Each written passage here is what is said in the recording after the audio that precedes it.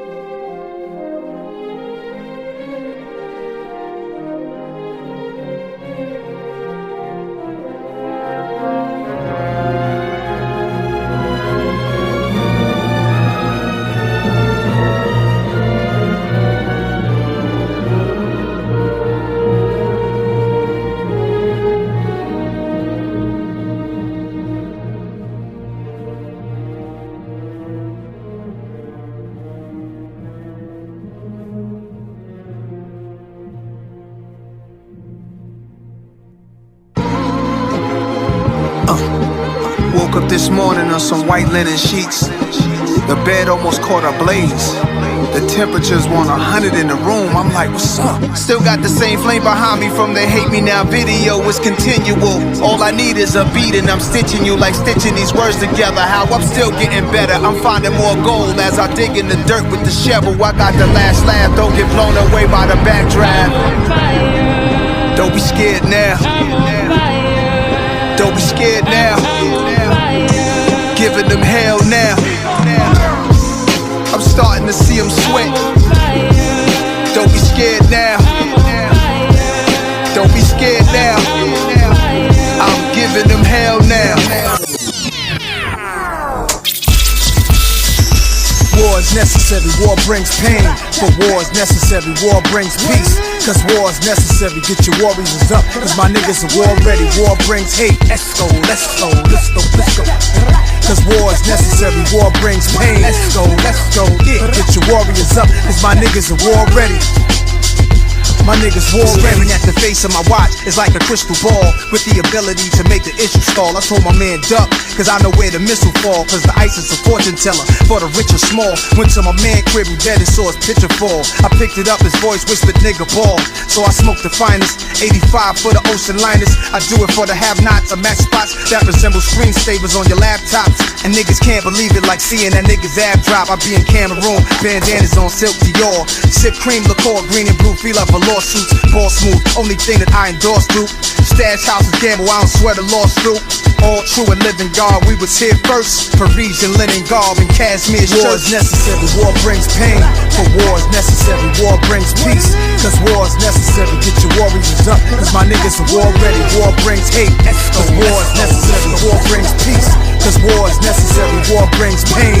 For war is necessary, get your warriors up. Cause my niggas are war ready. My niggas war ready. Through time, white supremacists have learned to implement their views into the fabric of society in a coded way. White is a ever-changing label that also grants honorary status among who they consider to be non-black. But as you know, there's no honor among white supremacists. That's why it's important for us to take note of the process and evolve past what makes us vulnerable. We must change our mindset, actions, and associations. One of the things I wanted to discuss was the proxy war against black people being carried out by white supremacists. In particular, a YouTuber named Vosh. He decided to quote criticize the black community for something Kanye said and people who fabricated things about Kyrie. Are you following the Kyrie Irving situation? I think it's starting to reveal that the black Hebrew Israelite / anti-Semitism view may be very prevalent within among NBA players. One of his mayo-encrusted subscribers are trying to accuse the whole black NBA of being anti-Semitic. This is the illogical nature of white supremacist I spoke of. They want you to validate their lie by engaging with the idea of this being true. Which is why I wouldn't negotiate with most of them. Yeah, look, okay. I don't know how many times I have to say this. Every time I say it, people are like, "Oh, you can't say that because you're white." But that's just me, just the bold, daring individual who's willing to go further, to do something no white man has ever done before, and criticize the black community. Research leads me inescapably to the opinion that the major cause of the American Negro's intellectual and social deficits is hereditary and racially genetic in origin, and thus not remediable to a major degree by practical improvements in environment. That's just me, just the bold, daring individual who's willing to go further, to do something no white man has ever done before, and criticize the black community. I, a white boy, will sympathize with black people. Are you ready for it? Okay, listen up. So, being black in America actually really sucks. Okay? Now let me tell you why. Now, when I'm streaming, we tend to talk about, like, factual stuff. We tend to talk about stuff like average income, household wealth, likelihood of being stopped by the police. And these are valuable metrics for understanding the experiences of different groups in this country. But they're not everything. I want to talk to you about the most important, by far the most important metric that can't be empirically analyzed when it comes to race relations in this country. Feeling like you belong. It's ephemeral, it's difficult to pin down, but it's a real thing, If you're black in America, so much of this country's history and culture is a reminder to you that this really isn't your place. America has been hostile towards black people since its creation. Irish like him have been the driving force behind that hostility ever since they got classified as white. Despite the wealth and culture of this country being built off of black people, white supremacists usually never question whether they belong while simultaneously trying to cover up and rewrite our history in America. Now, a lot of people don't get this because they've never even felt like whether they belonged here was a point in question. They never even considered, like I don't, for example. My parents, respectively, are like Catholic, Polish, Catholic, Irish, going back far enough. I think I'm a fourth-generation immigrant, so I've been in the States for long enough that nobody would really consider me, like, the descendant of immigrants. Like, colloquially, nobody would. But I've never wondered, like, do I have a right to be here? But some people do. And the reason for that is because our culture gives a lot of implicit and explicit messages about who this country actually is for. So I'll give you a good example, right? Okay? Now, slavery. Not great, as it turns out. Not a great thing. Not good. Slavery, in its history, is one of the most, like, defining elements of American culture and race relations. Almost everything about the American economy, the way our states settled, the way our politics developed, has to do with slavery and the impact of its removal following the Civil War. Seriously, think about it. The Civil War and a ton of politics before the Civil War were dictated almost entirely by the logistics of who gets to keep the slaves, what are the rules with the slaves, how long do we get to keep the slaves. They were arguing about slavery before the Revolutionary War, they were arguing about it after. They decided they couldn't, like, outlaw slavery until at least, 1820, but then it got pushed back even further. Right? I mean, at the end of the day, it really comes down to, like, who gets to be in charge of this country. Everyone or white people. At the very least, not black people. At the very least, not black people. Now more than ever, we're short of workers. We have a population that is not reproducing it on its own with the same level that it used to. The only way we're going to have a great future in America is if we welcome and embrace immigrants, the dreamers, and all of them, because our ultimate goal is to help the dreamers, but get a path to citizenship for all 11 million or however many undocumented there are here. Now, imagine how it feels being black in a country where this is, like, basically the, like, long-standing ideological footprint that everyone sort of dances around. As you heard, society knows what they're doing. To be in denial about what's owed to black Americans is a tactic being used by many. For example, all of the semantics and lies that are used to infiltrate our culture. The denial of slavery and its impact. The passive-aggressive movements and ideologies like all lives matter. The false comparison to other groups, etc. Many people may believe that this white man is a truthful person, but he had no choice, the lies have already been exposed. As far as I'm concerned, they're thinking of a new life or the future as we speak. And you grow up in an environment where people pretend we live in a meritocracy. Because that's like the American myth, right? Like everyone says, like, oh yeah, well, slavery's gone, Civil Rights Act is passed, we're all on equal footing now, you know? So all that's in the past, all that's history, everything's fine now, and if you don't succeed on your own merits, it's because of you, it's not because of any systemic stuff. This might work on like a 4-year-old, I guess, or maybe a white person, you know, people like that. But you grow up black in this country, pretty obvious, pretty quick, that ain't true, you know? That's why you get so many versions of the talk with black families where you know, the parents will talk about oh, you know, you can't trust police the way they show on TV and movies. You guys know what I'm talking about? A near ubiquitous element of growing up in America while being black is being educated to understand that no matter what people say, you are not being treated as well as other groups. That's like a big part of the black Hebrew Israelite, I guess, like, grievance. So, to those who don't know, the thing that my man over here actually did was he posted a link to... He's done a couple of things, but the thing for which he is currently getting lambasted is he posted a link to a 2018 documentary that is an adaptation of a book, Hebrews to Negroes, Wake Up Black America. The book Hebrews to N-Words, Wake Up Black America touches on subjects too controversial for most authors to reveal to the people. This book will expose the truths that have been hidden by powers that be in America. Since the European and Arab slave traders stepped foot in Africa, blacks have been told lies about their heritage. This was all by Satan's design, for he is the father of lies. There is an old stereotypical expression that says, if you want to hide something from a black person, put it in a book. Well, this is the... That's a bit racist. Well, this is the book that all black people must read. Since biblical times, there has been a satanic agenda to destroy God's chosen people. This agenda still exists today and is carried on by man in many forms. Satan knows who God's chosen people are, but for centuries we have been blind to this knowledge, even though it's been right in front of our face. After many years of research, the time has finally come for all black people to know the truth. Inside Hebrews to N-Words, you will find the answers to all the burning questions you have wanted to ask your parents, teachers, and pastors for years. It has been said that the mind has a strong drive to correct itself over a period of time if it can touch some substantial, original, historical base about itself. This time period is ending and the truth is being exposed. Is this signs of the end times? The Bible says in the last days that knowledge will increase. It also says, in the last days, saith God, I will pour out my spirit upon all flesh, and your sons and your daughters shall prophesy, and your young men shall see visions, and your old men shall dream dreams. Knowledge is the truth, and Satan's time is running out. Don't be left behind. Find out what's really going on behind the scenes as it relates to Black America then and now. Afterward, you be the judges to who God's chosen people really are, and who Satan's army is really after. At the end of reading this book, I guarantee you won't regret it. Publisher, Ronald Dalton. So, hopefully I don't have to explain to you guys how this is the work of a deeply ill schizophrenic neo-Nazi. The only deeply ill schizophrenic neo-Nazis are the terroristic mass shooters in his neighborhood. But I'll put it simply.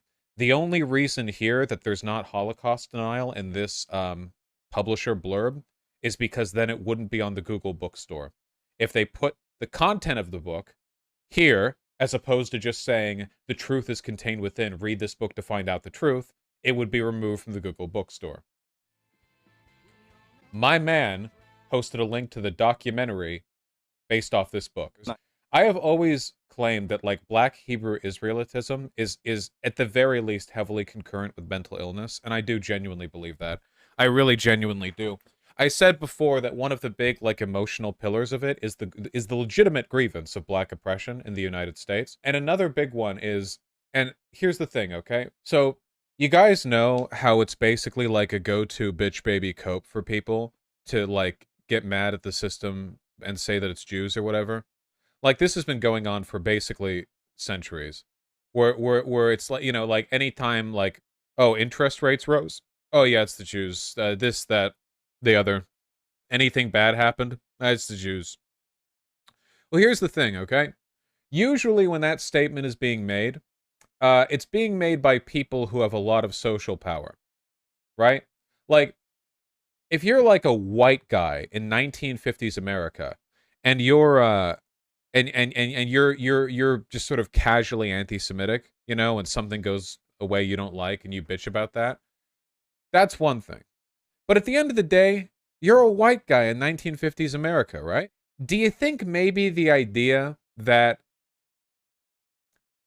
entertainment media in Hollywood is controlled by Jews might strike a little bit harder with already anti-Semitic black people whose primary way of achieving fame and power in the United States is through entertainment media in Hollywood? He claims that black people were, quote, already anti-Semitic before pursuing the entertainment business, but this is not true. Many black entertainers were ignorant of Jews' presence in entertainment. The problem starts when they interact and do business with the Jews. They exploit black entertainers due to their ignorance. So to call black entertainers anti-Semitic would be false. If anything, all you small hat-wearing white people are anti-Semitic and racist against black people. It's a well-known fact that, at least within the black community, entertainment and sports are seen as avenues for escaping the ghetto. That these are career paths that you can take to skyrocket your fame and prestige. Who are the most famous black people in America? They're entertainers and athletes, aren't they? The point that I'm getting at here, and I hope you'll all agree with me on this, is that black people who are already prejudiced and who are correctly aware of their own race's oppression are very vulnerable to narratives about hidden systemic agendas to eliminate their people. And this is concurrent with the anti-Semitic belief that Jews control entertainment, which includes stuff like like ESPN and sports media. And as a result of that, there's a narrative with a lot of black Hebrew Israelites that Jews are sort of controlling and exploiting their labor. And there are a lot of black Hebrew Israelites who believe that it's like, just speaking frankly, Jewish record labels that will deliberately promote stuff like gangsta rap as a way of keeping black culture degenerated. These are real conspiracy theories. My beef was with Lior because I think he's a fake CEO and I think he's fronting on my culture, but he can't front on anybody else. And I'm calling him out publicly and I want him to stop trying to rape my culture. Go make some money with some other people. Like, stop having your agenda be hip hop. Like when Joey was like, our agenda to open up Asylum was to go, it didn't say nothing about going to get no rock and roll. It was go to get people that they don't even care about and make money from them. Yeah, just get money in their culture. Let them do it. Let's let the violence stay there. Let's benefit from the violence and not bring in, you know what I mean? It was like they have people that their job is to create beef so that they can monetize it. And there are a lot of black Hebrew Israelites who believe that it's like, just speaking frankly, Jewish record labels that will deliberately promote stuff like gangsta rap as a way of keeping black culture degenerated. It was like they have people that their job is to create beef so that they can monetize it, pause. But they don't let their culture feel it. But they make money from it. And they can't make any money or get any respect in their culture. That's why they're in our culture. Because the minute that they were allowed to be there, they would go. But they just can't. You know, the question should be, why don't you do something besides rap? Who do you believe? Random white supremacists who sit around discussing their delusional opinions on facts, or black people who's actually in the industry and seen its interworkings? This is an actual thing. I've seen it multiple times, even before I started doing this politics stuff, you know? That was like a thing. It's a belief that aligns with, well, the Nazi conspiracy theory that Jews control the record labels to promote gangster rap, though they believe that the Jews are doing it in order to corrupt white people. So they think that comparing black people views to Nazis has an impact on our beliefs. They can call it what they want, but it won't stop people from telling the truth. If you are involved with the livelihood of black people, I'm definitely going to say what I have to say. Okay, look, let me just end this segment with this, okay? For years now, the Republican Party has fronted their racism by using black people as a shield. The most obvious example of this would probably be Candace Owens, who has, literally defended Hitler. I don't think Candace Owens personally believes anything, but let's hire a just monstrous person who happens to be black to reiterate all of our worst positions, and then if anyone attacks her, she'll accuse them of being racist. That's been like a long-standing tactic. And what we're seeing right now is the exact same strategy being weaponized to its fullest extent, the promotion of neo-Nazism. Between Irving and Yi, what we have are two incredibly popular and powerful black men who are essentially just promoting Nazi ideology, and they're doing so from behind a shield, you know? What he said was half true, only one of those men are being used as a shield. Anyway, I'm done with him. Vosh's video consists of assumptions, lies, and a bunch of false comparisons. A lot of black people in the comments ate it up like the cowards they are. I'm so glad you're speaking about this. My cousin unfortunately fell into being deluded into black Hebrew Israelite ideology. What scares me is I have no idea of how to pull him out of his anti-Semitic beliefs. As a black queer person, I've had to deal with these people growing up, their threats, their taunts, their abuse. These types of black people are the ones that'll say black people need to stick together and then slaughter whoever doesn't agree with them. I feel nothing for these people and I hope the worst for their careers. As a black man, I can confidently say, we are extremely well versed in recognizing and striking down anti-black rhetoric, no matter how nuanced and complicated, and that's great and that's wonderful and extremely necessary. What we are not good at is recognizing the nuances of anti-bias for other marginalized communities, and that worries me to my core. There is a worrying amount of homophobia, transphobia, anti-Semitism, anti-Asian rhetoric that still plagues us. And the ironic part is, a lot of those are rooted in white supremacy. Which, like I said, we do a fantastic job of striking down white supremacy when it affects us directly, but our intersectionality comprehension skills are seriously lacking. All of these coons either have some butter biscuits coming in or have access to some sick demented sexual fetishes. But fortunately some stood on what they believe. Moving on. The desire of wanting more for yourself and the people around you is ingrained inside all of us. For some, that inclination leads them down a bottomless pit of greed, leaving behind a trail of malevolence.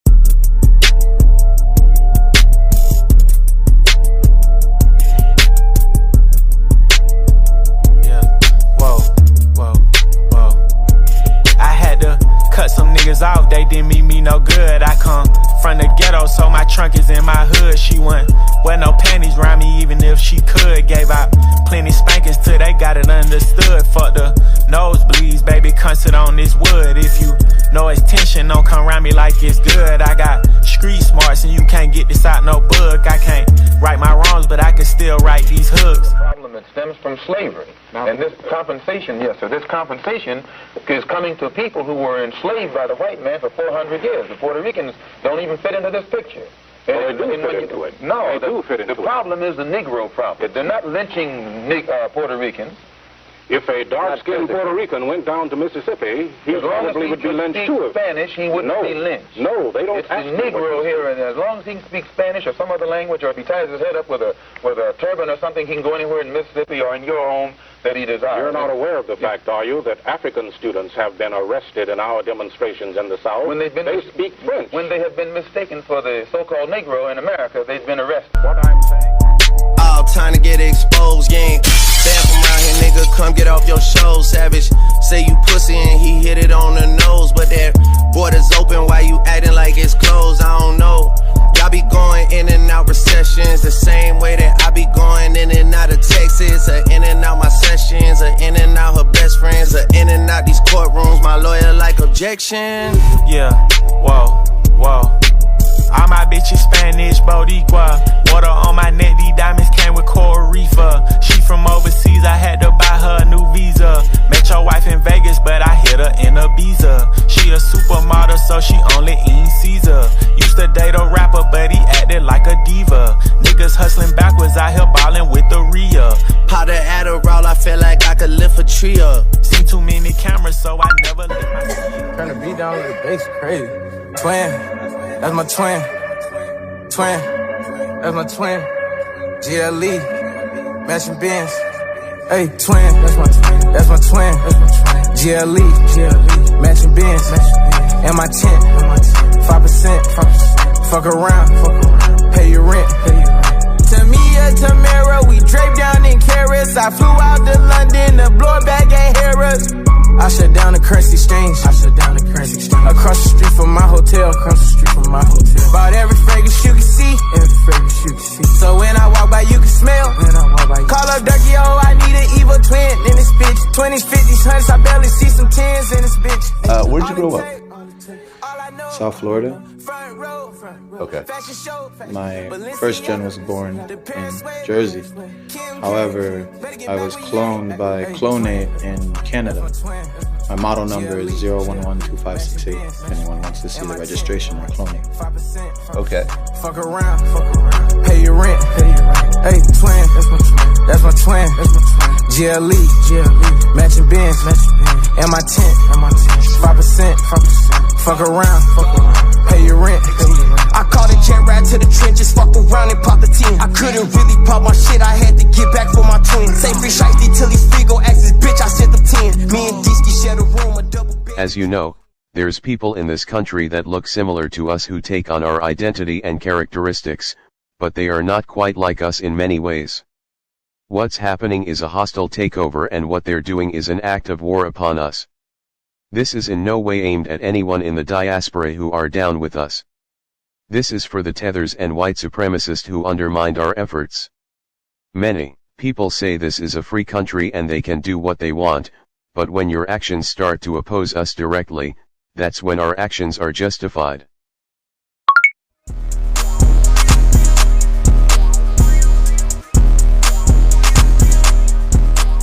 America will be better off if non-FBAs quickly replace FBAs in the next few decades. Facts, I'm in full support of this. These tethers seek to take our places. The crazy thing about these coons are that they believe if specifically black Americans are wiped out of existence, the United States overall would be a better country. Never mind the rampant white supremacy. If they can actually improve America, why haven't they improved their homeland? That's the million-dollar question. When I first came to America, oh my god, I hate Akata kids so much, like I will use them for money ritual.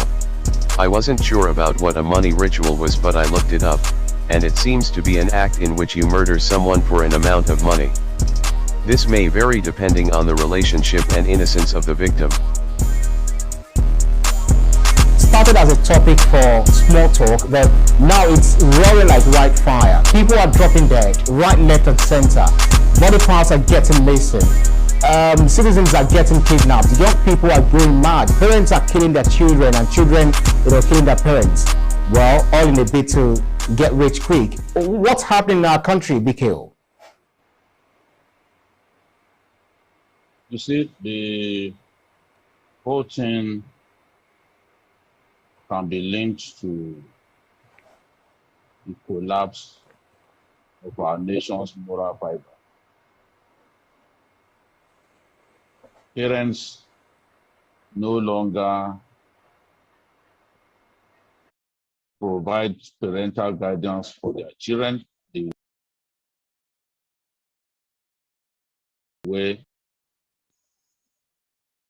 that it makes sense to make money in the right way.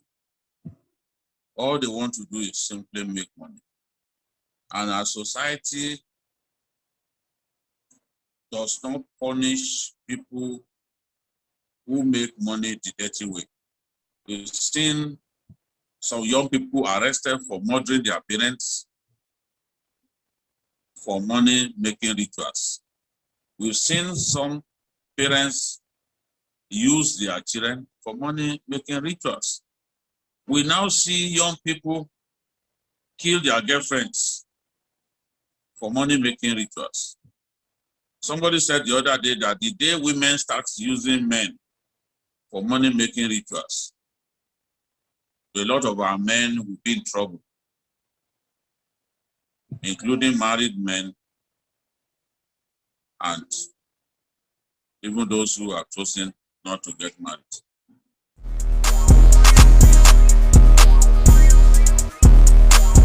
I'm not entirely sure about what these two was arguing about, but it seems South Africans have a problem with West Africans coming to their country. Take a look at what this dude said though. Good, more of us are coming to take out your men, our word your women, and destroy South Africa completely. These are some of the people that's allowed to come to the United States for the specific reason of using anti-black racism against us and to uphold white supremacy.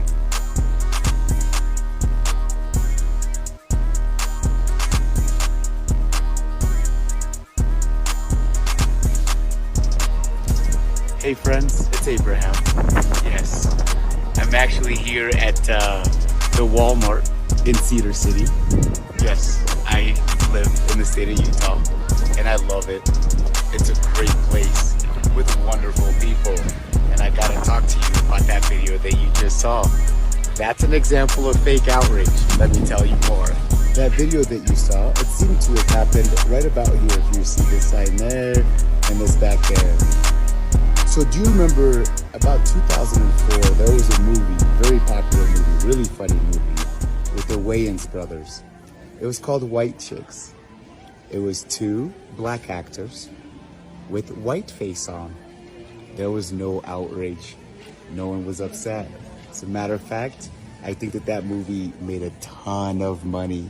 A lot of people were so excited about it.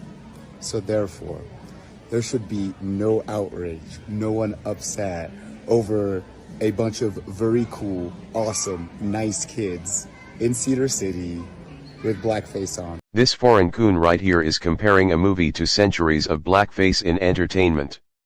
If people like him were to take black Americans' place, every black neighborhood would look like a slum and the black population in America simply wouldn't exist after 2 or 3 generations. It's Halloween. Again, this is Abraham. I support this message. I live in the state of Utah. I actually know these people, so I can tell you unequivocally, or in other words, I can tell you with all the truth and 100%. There's nothing rude about those kids doing blackface. And please, if you're trying to divide my community of Utah, you're gonna have to try it a lot harder than that. We don't play those games here. Thanks so much for watching this video. I hope you have a great rest of your day and keep smiling.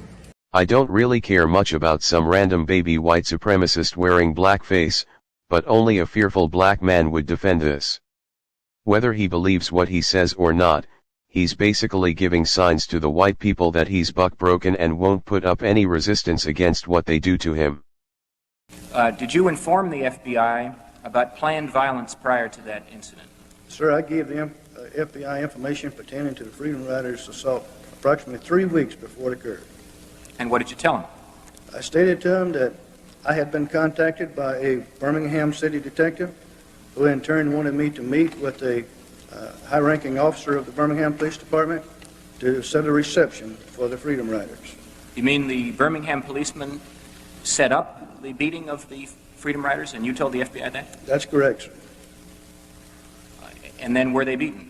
They were beaten very badly, yes. And did the Birmingham police give you the time that they promised to give you to perform the beating? Yes, sir. We were promised 15 minutes with absolutely no intervention from any police officer whatsoever. Sir, we were promised 15 minutes with absolutely no intervention from any police officer whatsoever.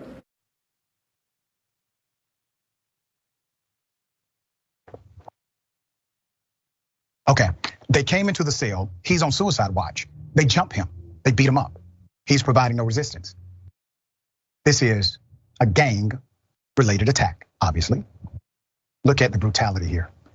Other inmates literally come to save this man. The information was passed on to the Bureau. We had our 15 minutes. Approximately 15 minutes after the Freedom Riders were attacked, a police officer ran over to me and stated, God damn it, get out of here, get them out of here. Your 15 minutes are up, we're sending the crew in.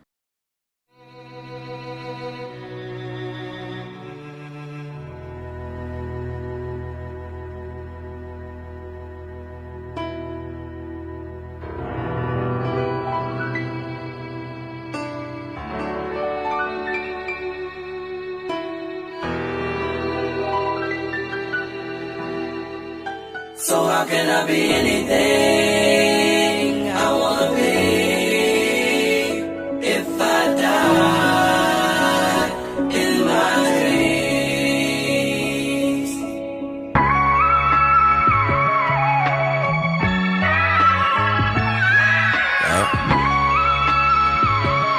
Talk about it, man. It's gonna be a manslaughter or homicide if you fucking with me. Oh, on the smoke. It's gonna be a manslaughter or homicide if you fucking with me. Oh, on the mind. Yes. So many problems I could kill with just a text. Not many barbers put a razor to my neck. So many fathers raise us heartless in the jacks. So when it come to ops, murder I expect. Pop, smoke, gunshot, focused on one spot. White glove, dice game, Brook Chamberlain on the block. The Rain Man, my stocks is one to watch. Carry a casket, a nigga carry some shots. Bumba clot, niggas in drop tops. I deserve to shine, labels turn to shrines. Still keeping it real, every word in line. Can I freeze the watch? You niggas burning. It's gonna be a manslaughter or homicide. R.I.P. to the real. If you fucking with me, oh, on the mind. Lord, it's gonna be a manslaughter or homicide. If you fucking with me, oh, on the mind.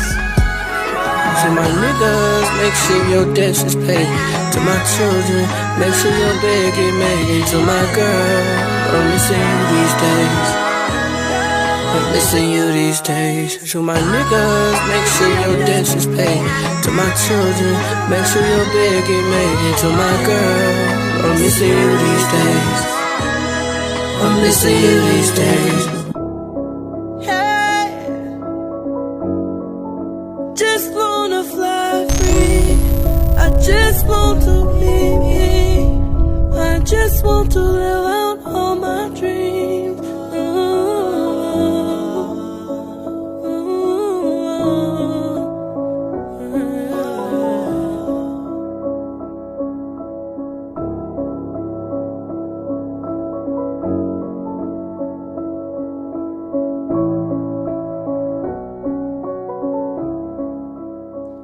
Ideological subversion is the slow process which we call either ideological subversion or active measures, активные мероприятия in the language of the KGB, or psychological warfare.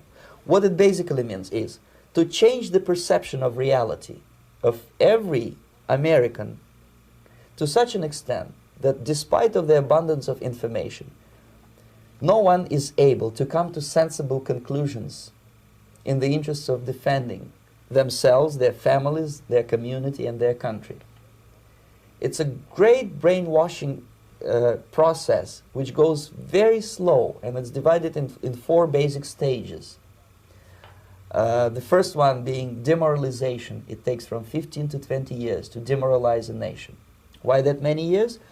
Because this is the minimum number of years which requires to educate one generation of students in the country of your enemy, exposed to the ideology of the enemy. In other words, Marxism-Leninism ideology is being pumped into the soft heads of at least 3 generations of American students without being challenged or counterbalanced by the basic values of Americanism, American patriotism. The demoralization process in the United States is basically completed already. For the last 25 years, actually it's overfulfilled, because demoralization now reaches such areas where previously not even Comrade Andropov and all his experts would even dream of such a tremendous success. As I mentioned before, exposure to true information does not matter anymore. A person who was demoralized is unable to assess true information. The facts tell nothing to him. Kyrie Irving kind of, being reprimanded people are calling it a lashing. What are your thoughts on this? It's kind of an ongoing conversation. I think that we need to really be careful that those of us that have fought racism in the black community, that we cannot in any way, even inadvertently, normalize being bigots against others. And I think that, I've not said anything other than we've got to be consistent. And if people say things wrong, they need to be held to the same account that we hold when people say things wrong about us. Kyrie Irving never said anything to initiate these events. And as far as, some of them getting angry that some of us are saying we shouldn't say that, they'll have to get angry. We fight against bigotry of all forms, and bigotry cannot be normalized, and victims cannot say that they're going to victimize others. I don't care what he's dealing with. Shut your mouth. You go sit down somewhere. The question is, would this mammy talk to a white man like that? And one thing has always disappointed me, black people treat gay people, we are the worst when it comes to treating gay people. And that's one thing growing up, it really always bothers me. And I want to reach out to you and all my gay friends, all my transgender friends, and tell you, man, I got nothing but love and respect for you. I want you to be you. And I wanted you to know that day, because I understand being black, what it's like being gay, because you get mistreated, and it's really unfortunate and sad and stupid, to be honest with you. Then we're realizing that our problem in America, that we are black Americans, and we have a problem that goes beyond religion. We formed a group known as the Organization of Afro-American Unity. And the objective of this organization, it's non-religious, number one. Any Negro can belong to it. And the objective of that organization is to bring about a condition that will guarantee respect and recognition of the 22 million black Americans as human beings. We believe that our problem is one not of violation of civil rights, but a violation of human rights. Not only are we denied the right to be a citizen in the United States, we're denied the right to be a human being. Why is it that you got so many black people who act against their own interests and can't even tell you why that is? And this is a malady that affects us all the time, not just every 2 years.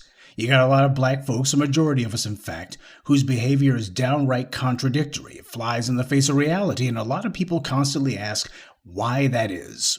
They say that insanity is doing the same thing over and over, hoping for different results. Well, there's an adjacent to that. Doing absolutely nothing and hoping for a big change regardless, simply because you need it. People who, when facing a terrible situation, try to tell themselves that the most ridiculous outcome is actually within the realm of possibility. This is called wishful thinking. Wishful thinking is what causes black people who have seen Joe Biden spend 50 years doing nothing but attacking black people turn around and say, I'll vote for him because he knows what'll happen if he gets on black folks' bad side again. It becomes most clear when we examine the relationship between black people and the church. Now, let's be clear on one thing. Religion didn't lead us to wishful thinking. It was our wishful thinking that led us to overemphasize religion. And this particular dysfunction comes straight out of the cotton fields. It's because religion was one of the very few things we were allowed to do. Of course, part of the miseducation of the Negro was to teach us that we deserved to be enslaved and that these white supremacists who enslaved us hadn't done anything wrong. Why, it was God's will. Well, that is, until it wasn't. And because we have been the most oppressed people in all of human history, because we've been locked out of so many opportunities for so long, wishful thinking is all we've had. We're human beings, and human beings are creatures of habit. That's important because, as David Milch once said, we do not think our way to proper action. We act our way to proper thinking. But of course, what goes unsaid is that the opposite is also true.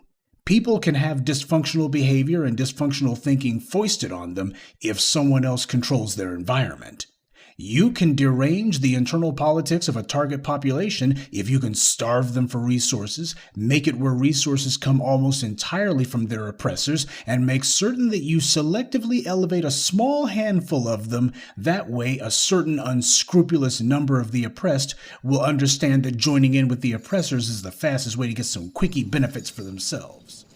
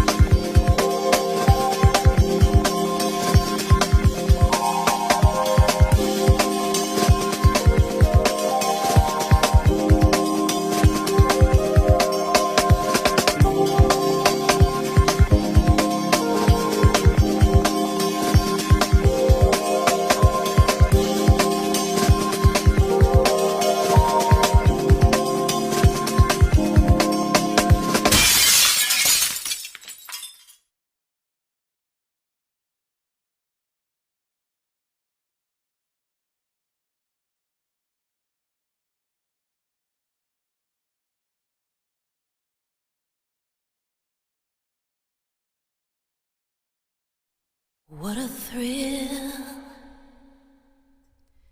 with darkness and silence through the night. What a thrill, I'm searching and I'll melt into you. What a fear in my heart, but you're so supreme.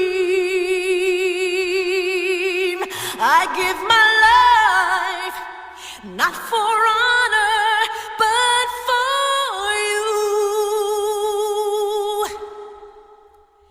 In my time, there'll be no one else. Crime, it's the way I fly to you. I'm still in a dream, snake eater. Someday you go through the rain, and someday you'll feed on a tree frog. It's ordeal, the trial to survive, for the day we see new light. I give my life, not for honor, but for you. In my time,